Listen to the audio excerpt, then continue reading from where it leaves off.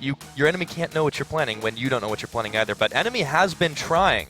They really have been doing as much research as they can on this team, but they've straight up said, we give up. We're going to just outplay them best we can, and they're going to come out the gates with a Fizz ban. Rengar also banned away on the side of Noble Truth as we start this pick and ban phase off. Yeah, and NME eSports is a team that came in ranked number 2 overall in terms of seeding.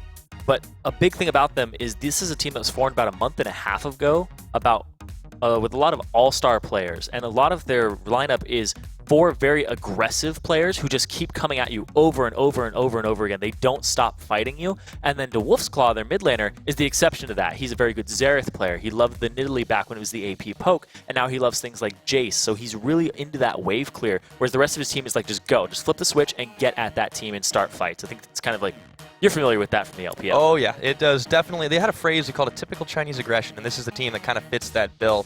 As you mentioned, Wolf's Claw is kind of a little bit different, but they've been kind of training him. They want him to flash in rather than out. Yeah, they've been kind of cracking the whip on him. He does have that pocket Vel'Koz, and I don't know how great that is to flash in with, but, you know, we'll see what he does. You know, maybe if they line it up just right, and then all of a sudden you're disintegrating the life forms, you know, we'll see how it goes. But we could see the Vel'Koz pick. They don't want to necessarily reveal too much in this round, especially as favorites. We might see some really unorthodox stuff. Yeah, and a little funny thing about the Wolf's Claw, he used to be on Area of Effect with Elements, and he never got to play Vel'Koz, because every time they had the opportunity to get it, Elements is like, swap it down to me, man. I want to support Vel'Koz. He's like, come on, I want to play that. The Trundle was the one that I remember, though, always from Elements. That was pretty crazy stuff, too. But yeah, he never really got to shine the way he wanted to. Ziggs was a big pick for him, but not by choice. He always had to kind of do that to fit his team style. Yeah, he liked the wave clear as well, though. That does suit his style a little bit. His team kind of forced him into that Ziggs pick, but now he's going to have a lot more options for that wave clear. Speaking of kind of forming in with the team, CatGod, you know, he's played a number of roles as well. Previously mid laner, he was jungle for a little while. They've had him go top, and he said he doesn't like playing it in solo queue, but he's okay with it for the team because it works a lot better for the comms. Yeah, he wanted to be mid or pretty much anything else. Like, top lane is his least favorite role, but they needed him to do it, and he is actually the captain of the team, and that's why they're the Caxton 5. Ah, it's Motown, and it fits. They have a lot of stars on this team, though. You mentioned, too, Otter is a really fantastic laner. He fits into the team fights especially well. He handpicked his support. Body Drop, he said, that's the guy I want, and they have an incredible synergy. You can see why. Yeah, and Body Drop is somebody that I actually recognize for his Thresh play back in the day. It's pretty much on par with where Sheep is in his Thresh play. Like, they both play this champion, and they are known for it. And then Body Drop, he's not as potent on many other supports. I know his Nami is his backup, but that's not what he's going to get today because it's taken away by Noble Truth immediately. Yeah, and speaking of Noble Truth, too, they have a lot of, like you said, swap around, too. We actually had, like, Razorluck maybe going into the mid lane, but we didn't know what he would be playing. He's playing jungle this game. Again, they don't even know, an enemy doesn't really even know who's playing what. I mean, it's almost impossible to research this team, and that's the edge that they have going for them, so we'll see if they can make that happen. Yeah, I don't even know if they know who's playing, because when I talked to them, they gave me their lineup, and this isn't the lineup that we're seeing loaded in here today. Yeah. Razorluck was going to play mid lane. He's actually an AD carry by trade. If you look at his history, he's got like hundreds of games of Lucian, Caitlyn, and then Vayne, and those are his top 3. Jungle Lucian, man. Oh, no. No, the Kha'Zix is going to go mid, I swear. The Kha'Zix, though, and he's going to play jungle, which is a role that you haven't seen him play in solo queue. He was on the roster as the mid laner for a bit, and now he's just swapped over to jungle. And it's really crazy, and I don't actually see Leonard on any of these things that I have in front of me, but he is the true wild card. And speaking of wild cards, we have a Draven lock-in right off the bat as well. And that's going to be a pretty interesting lane up against the Sivir. It's kind of an all-or-nothing sort of thing. Yeah, it's really a champion that you have to get Snowbally on, and they're actually going to pick that into the Sivir. It does really well against Sivir. Sivir can't really spell shield too many of his abilities because he's very auto-attack based in terms of trading. So that's a really good pick up there as a counter pick. Yeah, absolutely. On the other hand, too, there's the Braum for support, and that should be mediating a little bit of the fact that Draven's going to be dishing out a lot of early damage to his Unbreakable. Comes in handy there as well. Gets in front. You don't want to be feeling the Winter's Bite in lane. Yeah, the Winter's Bite and concussive blows to follow it up. Sivir has really good follow-up on these types of things, especially with the minor buffs and tweaks to her with the Boomerang Blade range, and also that doesn't interrupt auto attacks. Oh, that too, yeah. And we heard we were going to see something a little bit different, and it does get locked in. That's going to be Poppy. The real question, I doubt it's going to go mid. We might see that top. No, the real question is it going to be Scarlet Hammer or not? Because last time we saw Poppy, it is the best skin. With Vizichachi, it was the Scarlet Hammer Poppy, and that Poppy did extremely well. And it's up against a Maokai, too. It's not going to have, when we saw it previously, it was against a Mundo. Maokai has a little more bully potential and wave clear at the start of the game. So we're going to have to see how that Poppy ends up going. And also at the same time, it's very susceptible to lane swaps. True that, but there's definite advantages of this for team fights. If you look across the board, the way that Noble Truth's going to want to try and play this one out. I mean, when she pops her ult on, there's only one target that can take her down. If you pick somebody that does no damage, you take maybe Braum, maybe Maokai, you're going to have a really, really nice window to be able to deal some damage to the enemy team that they just literally can't do anything about. Yeah, Sivir, though, can kind of kite that back with the ultimate and has the spell shield, so she'll be able to soak a little bit of the damage, but at the same time, I think the primary target there would probably be the Xerath that he dives the back line for. Yeah, that's true. And if you're getting in Xerath's face, he's not exactly very comfortable on that. We've always seen this kind of snipe compositions being built. You see what enemies getting at it. They kind of want to chase, but at the same time, they have some options to be able to get backline damage. This has been one of Wolf's signature champions for a while, and they're allowing him to play it. Yeah, the Wolf's Claw has just a very large champion pool with multiple ranged champions that are all mages for the most part that have poke, and it's right up his alley. You know, the Jace is something that got banned away from him, so he wasn't able to pick that up. So this is kind of his fallback in these situations. Certainly seems to work pretty well from them. So we see the full roster lined up here. Last pick, Orianna. Pretty much no surprises there. That's kind of your fallback safe choice for the mid anyways.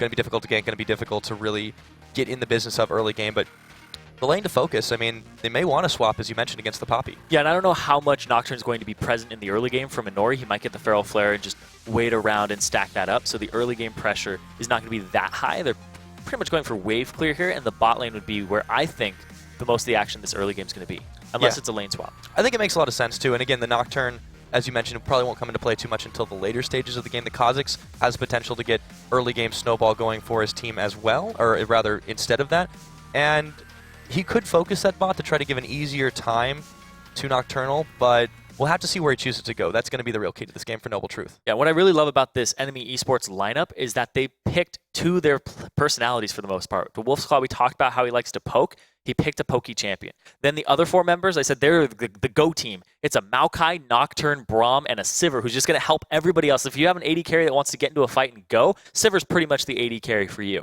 Yeah. So all of these guys across the board just picked to their personalities and playstyle, and I love that coming into this game. And I mean, not holding anything back, but we want to know what you guys have to say. You can go ahead and hit us up on at LOL Esports using the hashtag LCS expansion. Let us know your predictions and prophecies for this game or any other ones going forward, but we're going to get loaded onto Summoners in just a minute. I cannot wait. This is going to be a stellar game.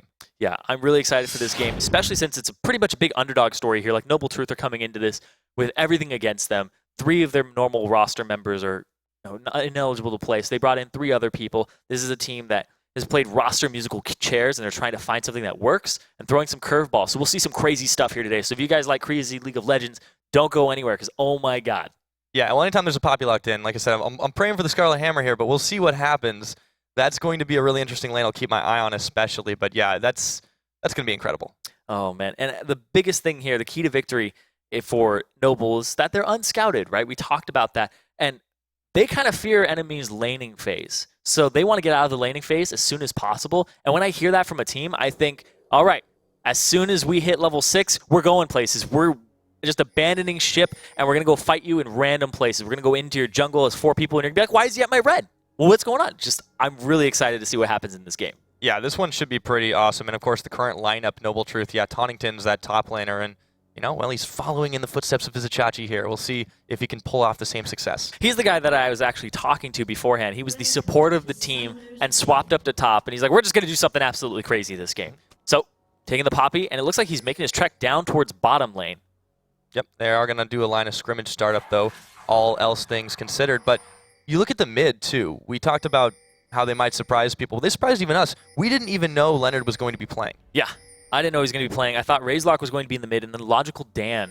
Supposed to be the jungler. Supposed to be the jungler, yes. Yeah, they keep everyone guessing, even us.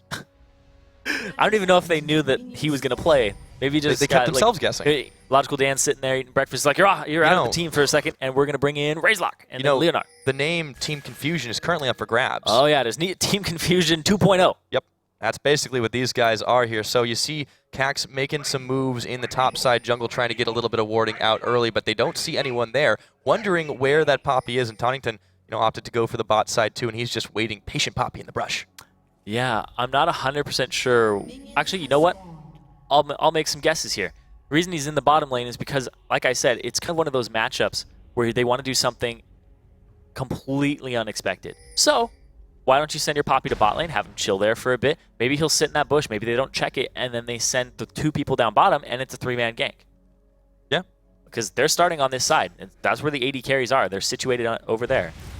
Could be. So this game will get underway. The lane's going to be normal. And of course, we are going to see both the red sides of the jungle going to be taken up here. And it's not really seen out by Noble Truth. But yeah, they don't send enough so people. They think it's a lane swap, but there it's not. There we go. Boom. Right onto Otter as they start this one off. And all of a sudden, they realize the mistake. He's having to flash away. This is going to be a quick first blood unless he can get away. Exhaust is down. Heal's already burnt. The flash and it's going to go over to Nocturnal. Noble Truth picking up the kill. I hope you like quesadillas because this is going to be a lot of cheese coming out here. That was awesome. That was a great strategy.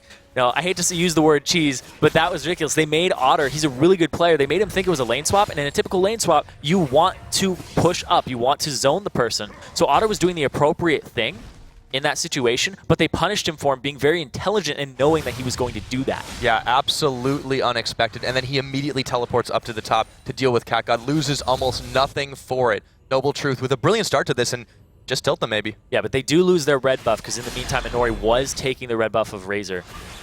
Or Razelock.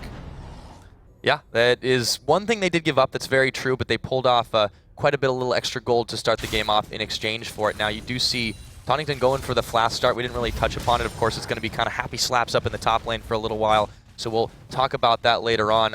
I think these junglers, you said that Inori's not going to be really making much lane presence early on. I think that kind of puts some pressure on him to do that now. At this point, I think he's just going to go for the Feral Flare and farm up. Like, I really think that's what Inori is going to do in this situation. He's going to have some pressure on him, but NME, they should be confident in their abilities as just solo queue players in order to keep these lanes in their favors, because they're basically playing against Diamond 2s and 5s as top-tier challenger players. Well, and they know they have that little edge going for them, and they'll just have to rely on the fact that they can outplay as the game goes on. So we'll see if that starts trending that way after this big first game play for Noble Truth. They are pushing Body Drop and Otter back a little bit, but he's able to Unbreakable up a good chunk of that damage, but those axes are still spinning, and Nocturnal is zoning Otter away. Yeah, it cost him a lot of CS when he died and just missed that first wave, missed these power spikes that Draven is going to have over him. Draven is one of the scariest AD carries to be behind in the early game because he's just going to run at you with those levels. Yeah, it's pretty terrifying. Now, Inori actually shows some face in the mid and takes a command attack there. Pretty low, but he's got the double buffs. Has to be careful not to give those up. You see Razelock moving around as well, and what the jungler's kind of hanging out towards mid, but not doing much else. Cax is going to trade a little bit of damage with Tonington, but he's a tree. He'll get over it. No need to get sappy. Well, he might just leave. Well, our producers are like, ah! But Tish, now you see Leonard in a little bit of trouble here, even though he's in safe tower range. Has to be careful again. Xerath, you know, he doesn't need to dive you. He can snipe you from afar. I see just a little bit more damage. That Wolf is able to just bully him out from a distance. Razelock actually having to defend this. Pretty much bullying out 2 people simultaneously. Body drop. Oh, Nocturnal still kiting away. He gets the stand aside too, and yeah, Body Drop really not looking as tanky as he could, only sitting currently on the Relic Shield. Rolara's doing a really good job at poking aggressively too, and it's not the easiest thing to do with Nami. No, not at all, and especially against a Braum, who if you misposition once and eat the Winter's Bite, you're going to get slowed, and then the Sivir can follow it very easily, as he just uses his Unbreakable towards the Draven, and just soaks all of that damage for the Sivir. So Otter would be in a great situation there. Yeah, absolutely. So it looks really good on paper, but right now it's not playing out exactly quite that way. You have the CS about to even out, so Nocturnal definitely focusing a little bit more on the harassment. Ooh, double nice bubble. Double bubble, though, for Rolara, and immediately the Unbreakable Body Drop just does not want anyone to get near Otter. He's doing an excellent job of protecting, but he's taking some abuse in the process. Doing a really good job of juggling these. His inspiration keeps going up, or admiration, there you go. He gets inspiration from it, too. Cat God, yeah, patient tree is patient. Gotta be, It's a wet noodle fight in the top. if they can't see me. They can't see me if I don't move. They're just going back and forth. They still have their potions in the top lane, so they're very, very safe. Not much is going to happen up there for a while, and it is going to be the Razor coming out here for, or I guess the Madreds, for Inori, so he's going to be able to just stack up his Feral Flare as soon as possible, and that's the route that he's going to be going. So he's looking for a more farm-oriented route. He's saying, you know what, we're fine.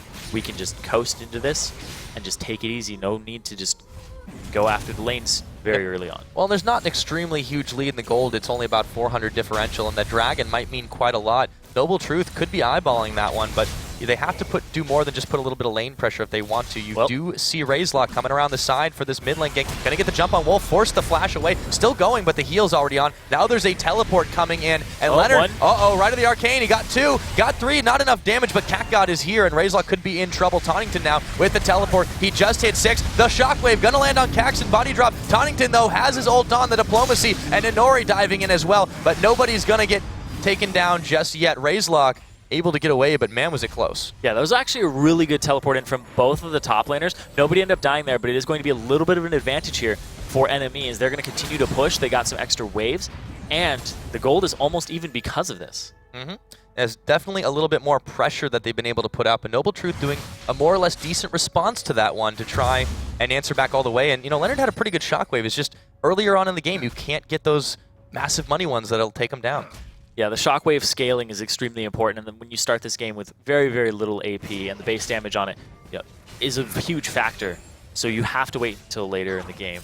At this point, it's pretty much a disruption tool. Yeah. Now, Nocturnal has a slight item advantage here. He's gone ahead and picked up his BF sword to Otter's pickaxe, so he will have that extra damage, not to mention what he gets off of his spinning axes. So it's going to be a rough time for Otter in general. You mentioned the Sivir matchup is not necessarily lane favorable, but Body Drop is there to compensate for that. So far, they're playing it out as best they can, but you know, Nocturnal's getting those little edges where he can. Yeah, it was that first blood that helped him out a whole bunch. He hasn't cashed in just yet on his admiration, but the fact that he got that first blood with the help of the shot calling and Tonington was really incredible and threw them for a loop because NME, they'd be ahead at this point.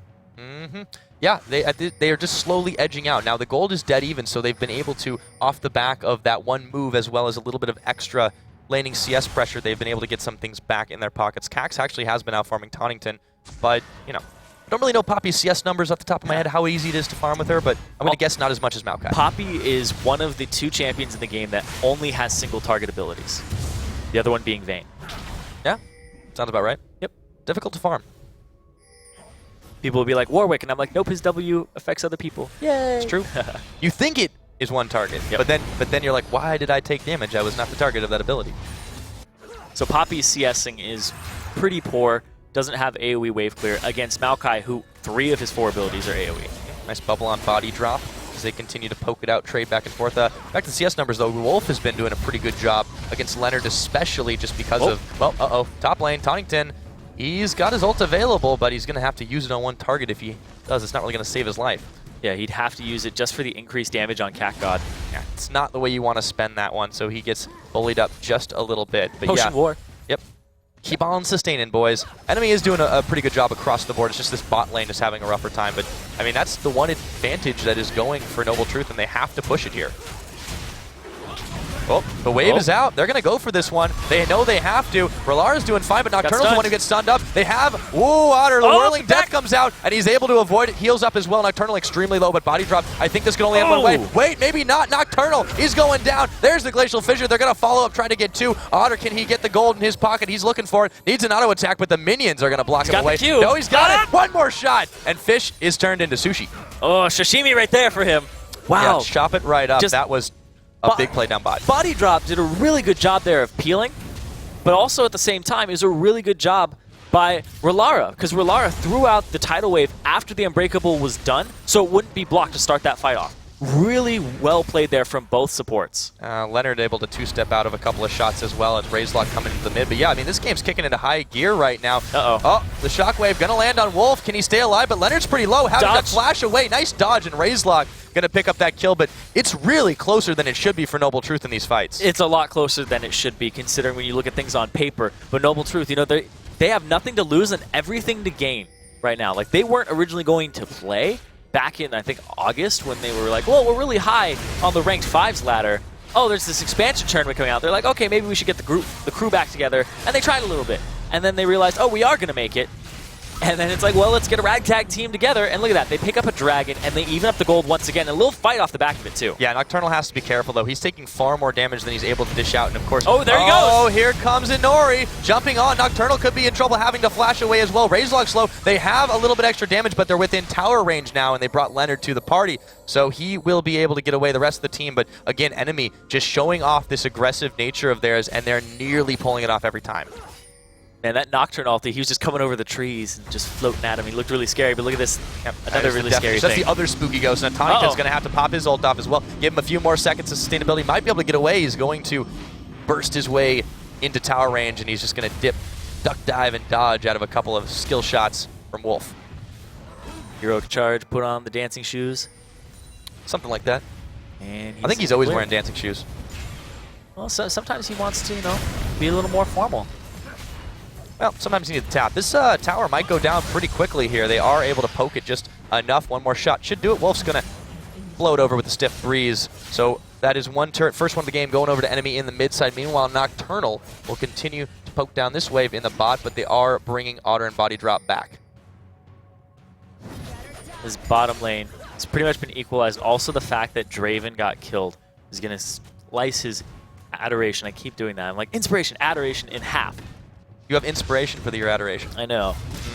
Yeah, that's a real big problem. It's so frustrating as a Draven player to get a high number of stacks only to have that reduced by half when you are taken down right before you're about to get a kill. I mean, that's a huge amount of gold that just completely gone. Makes you a little greedy for the kill, too. He almost had it with his whirling death before. Very true. Yeah, he's getting pretty body close. drop. It was just body support. That is a really, really good story there that Otter, they're looking for supports. You talked about it earlier, where Body Drop is the hand-picked support of Otter. He's like, I want this guy. I want him on the team. I think he's the best support for me, and he fits my playstyle. And they showed it there. Otter backed off. Body Drop was like, okay, I'm going to peel, but not by following you. Instead, I'm going to peel by just smacking them and killing them. Yeah.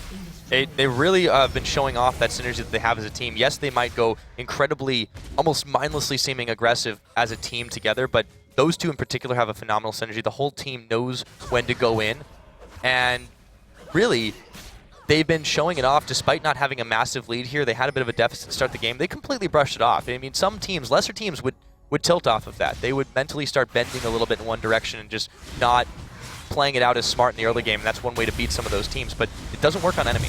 Now look at that, Inori getting another buff stolen away from the enemy, working towards that Feral Flare from the Briggle's Lantern. It's stolen away from the Noble Truth? Yep. There we go. So, they're going to go for this one, and they get a couple of stacks of concussive blows, and they have to get the ult on Otter. He's exhausted here. Relara is going to send the wave the wrong way. The bubble, it's going to get spell shielded up, and they have the Glacial Fissure on. That should be a pick, and it's Otter going to be able to take down Relara. The Whirling Death going to come back. Otter staying alive, just barely, and meanwhile, there's a bit of a trade going on in this mid-side. Wolf, the Shockwave coming in. Leonard able to dish more damage than he's taking. The blue buff's going to help. But yeah, it's a 2v1 all of a sudden. Leonard has to realize his days are numbered here. There's the heal out. Leonard, he's going down. That's Wolf getting the kill credit. Meanwhile, Razorlock, he falls before he can take down Otter. Nocturnal was not quite close enough. Nocturnal very low on the HP bar too, and Body Drop very healthy. Otter and Body Drop are doing a fantastic job in this bot lane. They're basically staggering a 2v3. And Inori, he went towards that mid lane, and Wolf, he actually had his flash up the entire time, and he didn't flash the Shockwave. He was completely confident that Inori was going to back him up in time. Yeah, and the vision control here has enabled enemy to really take these plays like they just took down that mid tower without really any repercussions. They spotted Tauntington out immediately. There was no one there to back him up. Now CatGod teleporting into the bot. Nocturnal, he's on the wrong side. He's just going to go down to Body Drop. They didn't even need Cax for that. Nope. Body Drop, death is the greatest CC, and he's peeling for his team. Sometimes Shield becomes Smashing Door. 2, 0, and 3 for Body Drop. He's living up to his name right now. Absolutely, and everyone across the board is doing at least reasonably well here. They're going to combo up. The Tree and the Mustache Man are going to be taking down this tower very slowly, I might add, but they're going to get some help from Otter in just a second, and that is going to take the turret score 4-0. NME eSports rocking and rolling through this early game. It's like a cartoon I would have watched as a kid. The Tree and the Mustache Man. Still time. I know. I think Riot might own the rights to that, though. Maybe, we'll have to see. But anyway, they're going to continue to push this out. They have a lot of wave clear here on this composition. Razorlock jumping in, spell shields down. Otter feels like he might be able to take this. Cax is here. Bubble's not going to land. Twisted advance onto Relara. They're going to try to focus him, but he flashes away. Razorlock now, he's got nowhere to go. Trying to stealth, trying to One more flash would do it, and he gets out of there, but not for very long. He goes down. Body drop the shockwave, of course, and it's still not enough damage. He talked about the scaling. Wow, what a snipe for Wolf as he manages to pick off Relara. So in the end, it was messy, but it was a 2 for none. Relara's just getting cut up and cooked. Look at that. Just ridiculous. 0-3, a lot of pressure on that bottom lane. When I got out of champion select, I was talking about how there's going to be so much pressure in this bot lane, and there was. And look at that still pressure. Wow, Nocturnal never knew what hit him. Otter was able to pop him down after Cax locked him down. What a fantastic play. They can get a second-tier tower. This is 16.5 minutes. This is crazy. And they're going to continue to push this tier 2 turret down, drag this up in 20 seconds, and they're going to be able to establish vision control of this side of the map. And it's really, really big for this team, but they have to back or else they're going to sacrifice it to Noble Truth. Meanwhile, Tunnington, he's been pushing the top lane, but he's 30 CS behind the Maokai. He's also a kill and an assist down as well. This is not looking good for Noble Truth. They still have ways back into this game, though. The Shockwave, if they get him farmed up, would be able to turn a fight. But it also has to hit everybody. Yeah, not only that, he needs some more items, as you mentioned. He's only sitting on the Athenes. The double Dorans has really set him back. And they've been denying Leonard pretty hard here. You've seen Inori focus up on this when they've tried to trade out. Wolf is unafraid to really do the duel game, and that's something that a lot of Xeraths really have an issue with. So Enemy has that advantage going for them. The switch was flipped, and they just started going aggressive. They haven't backed off yet. Yeah, and I think a lot of that is his confidence on this champion. DeWolfclaw was one of the people that was playing Xerath even before it was cool. He's pretty hipster on that champion. He's like, I love this champion. I love Nidalee. I love the poking champions and the sieging champions, and that is definitely his play style. And they've been kind of making it more so that he's aggressive, he's pushing, because the whole team is like that. They move up. He used to just be backline siege tank. Now he's pushing and sieging. I think he's found really, a team really good. Suits his style pretty well. Growth for him. Yep, Dragon is live, and Enemy could be looking to take that one. They did seed the last one immediately, actually, so there it goes down. Noble Truth was not in a position to contest that at all. Wards all through their jungle. Big Brother is watching, and his name is NME eSports. Enemy's doing a really good job of warding up, keeping the vision control, and keeping the pressure on, too. They have ranged wave clear. And if you look at the lineup of Noble Truth, the only real wave clear here is they have some Void Spike damage, but that was nerfed about a patch ago. They took about 30 damage off the max rank of it on the base. So that is actually a substantial nerf, especially when you need it to clear minions and it's not going to one-hit them anymore. Yeah, it's definitely going to hurt them a little bit more, and it's one of the reasons we haven't seen Kha'Zix as prioritized, but now Razelock still trying to make that happen. Otter, the Shockwave, it's not going to connect. Razelock, he's going down. Otter gets the unstoppable kill. The wave crashes over everybody, but there really isn't enough damage there. Tonnington will stay alive for just a moment, but as soon as his ult wears off, it might be good night, Sweet Poppy. They're gonna find Relara. Wolf getting another one for the spree. Healing up. Leonard wants to find something. Inori's going in. Everything's going haywire. Noble Truth are dropping like flies. Leonard having to flash over his own wall, and it is only Leonard and a half-health Tonnington, quarter-health Tonnington remaining, running the wrong way. Yeah, and the only thing that they really can take solace in right now is the fact that they have Orianna, their primary wave clear here. So Kha'Zix is like kind of their secondary off of the side of Orianna. That's about it, though. If you look at the side of NME, pretty much everyone on that team can wave clear. Sivir, even Maokai.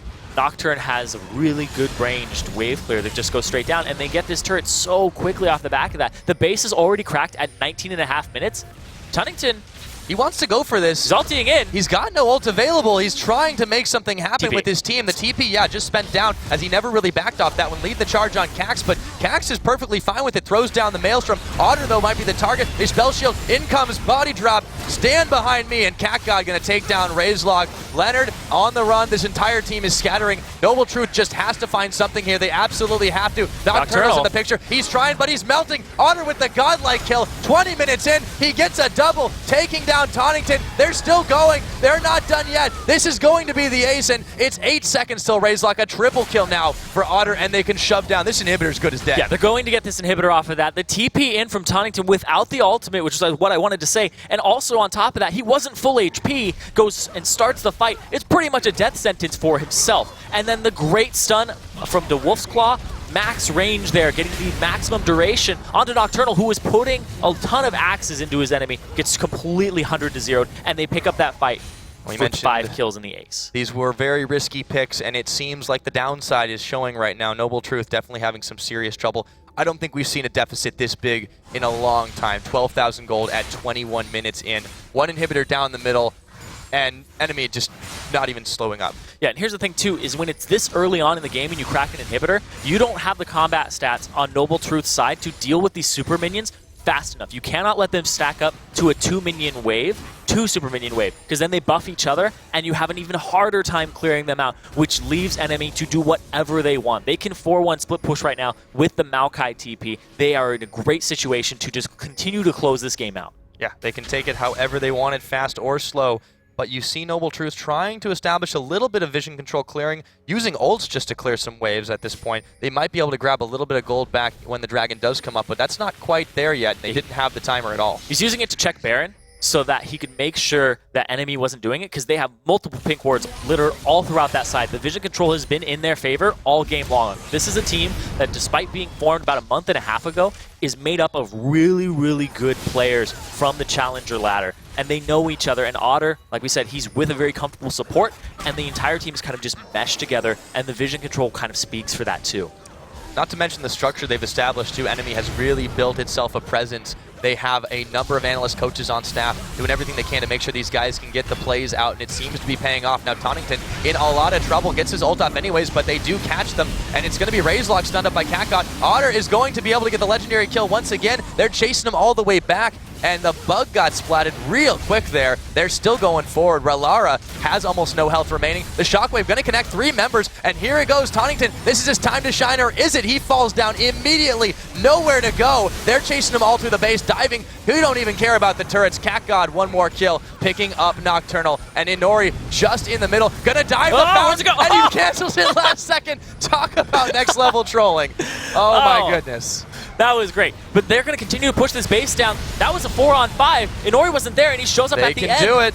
They can end this game right here. The Nexus is about to fall. It's only 23 minutes in, but NME is crashing down on Noble Truth, and they take game number 1 quickly. And just showing the number 2 seed NME, despite getting thrown some curveballs in the early game there from the top laner and having that early kill fall into the hands of Draven, Otter was still able to keep up with that, and then they just kept the pressure on once they stabilized themselves off of having superior laners. Yeah, absolutely. It was an incredibly quick turnaround. Once they flipped that switch, said, guys, now's the time for full-on aggression, and they played it out that way perfectly to the end, and really spooked the living daylights out of Noble Truth. That last second fountain dive, I thought that was going for sure. I think Inori was just having some fun there. He was like, I didn't even get to do anything in that fight, so let's just whoop-oo, have some little spotlight on him for a second. Yeah, well, Feral Flare stacks don't mean too much when you can end a game in 23 minutes. Yeah, I know. He got that item, and then he's like, I'm going to do anything with it. I don't need it. Just for fun. Could have just had a rig with Lantern. It's like one of those things that you like put on your desk and look at every couple of months. Hey, sometimes those things are really pretty, though. They are. And you're just like, It's true. Oh, it's